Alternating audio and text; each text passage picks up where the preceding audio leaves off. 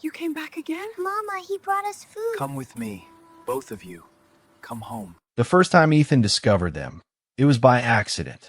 He'd been hiking along the restricted coastal cliffs, searching for a secluded spot to clear his mind after another exhausting week at the observatory. The sun was setting, painting the sky in shades of amber and violet, when he noticed the unusual shimmer near the cave entrance, a distortion in the air that shouldn't have been there. Curiosity drew him closer. What he found inside that cave would change everything. They huddled together in the shadows, a woman and a child, both unmistakably not human. Their skin bore an ethereal blue luminescence, marked with patterns that seemed to pulse faintly with bioluminescent light.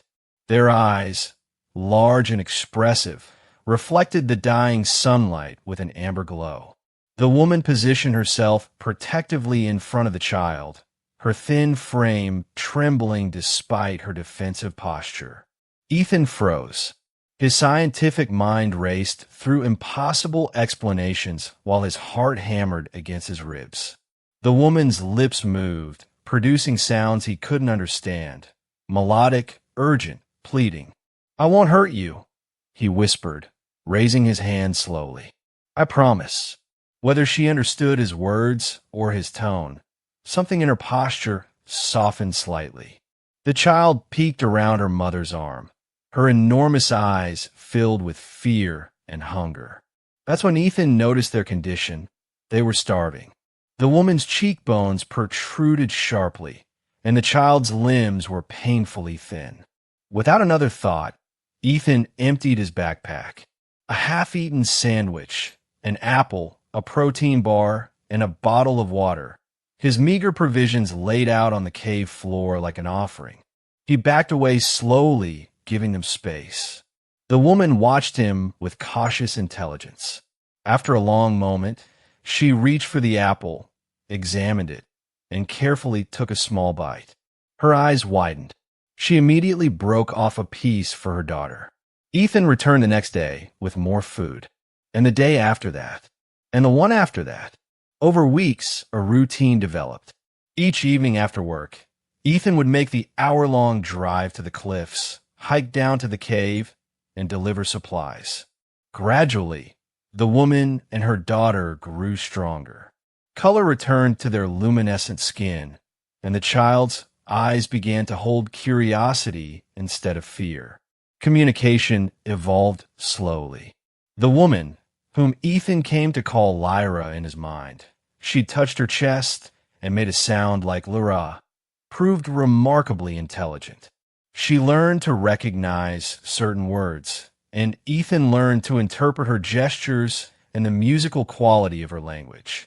The daughter, Stella, was quicker to trust, often greeting him with what could only be described as an alien smile.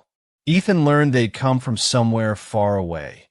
Lyra would point to the stars and make sweeping gestures. Their vessel had crashed into the ocean. They were the only survivors, hiding from a world that would fear them, perhaps dissect them, certainly never accept them. 3 months passed. Ethan brought blankets as autumn arrived, then warmer clothes he'd carefully selected from thrift stores. Items that wouldn't be missed, wouldn't raise questions.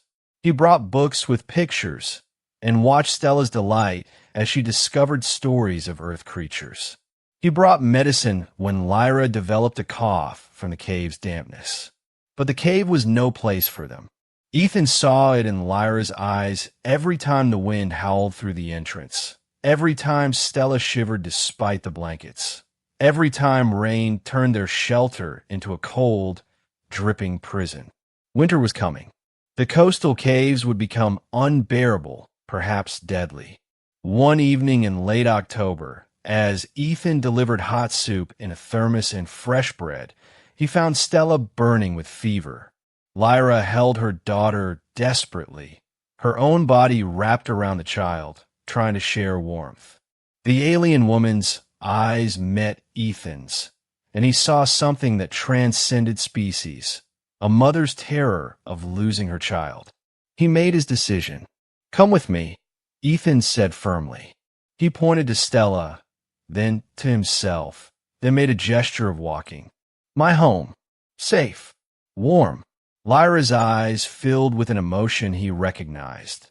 The paralysis of hope and fear combined. She shook her head, pointing at herself and Stella, then making a gesture he'd learned meant dangerous or wrong. I know, Ethan said softly. I know you're different. I don't care. He pulled out his phone and showed her pictures he'd prepared. His cottage, isolated in the woods, 20 miles from the nearest neighbor.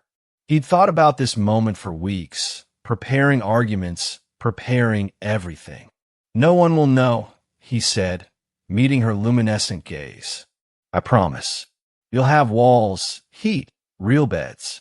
Stella will be safe. You'll both be safe. Lyra looked at her daughter, whose breath came in shallow gasps.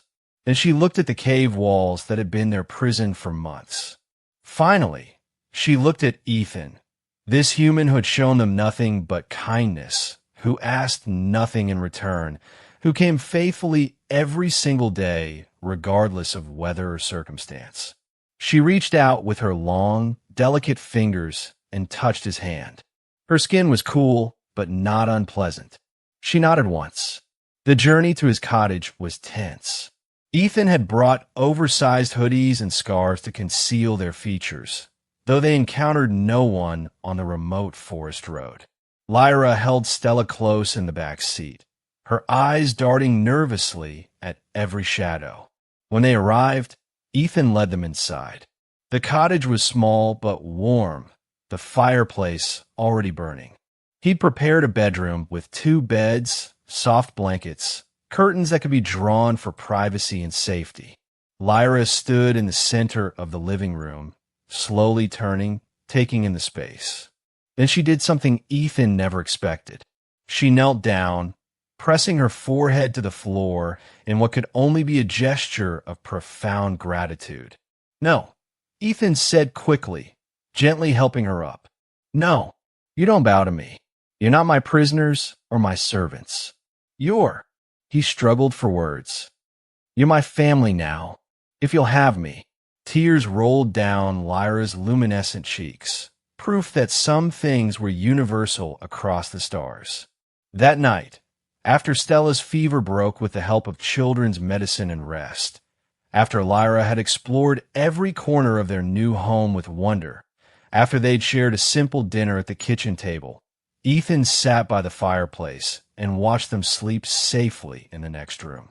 He thought about the impossibility of it all. 2 beings from another world, now depending on him. The risk he was taking. The life he was choosing. But as he watched Stella curl against her mother, both of them truly peaceful for the first time since they'd crashed on this alien world, Ethan knew he'd made the right choice. Some families were born. Others fell from the stars. And sometimes the most human thing you could do was to offer shelter to those who had none, no matter where they came from. Outside, the first snow of winter began to fall, blanketing the cottage in white. Inside, a new family slept, finally home.